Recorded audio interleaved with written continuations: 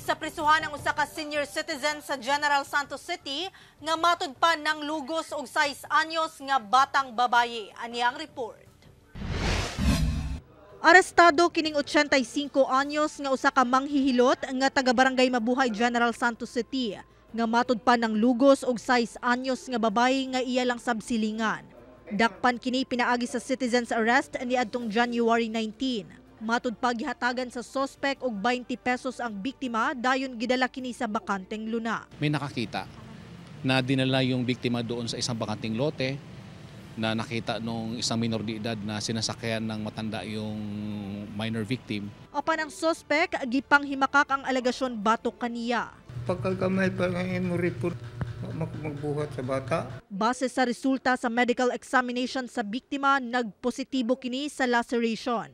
2 counts of rape ang ipasaka batok sa sospek, sanglit migula sa investigasyon sa otoridad nga pipila na kahigayon na hitabo ang pagpanglugos. Merong laceration, fresh laceration doon sa ari ng 6-year-old victim. The victim also added na hindi lang isang beses siya ginawa ng kahalayan, kundi maraming beses.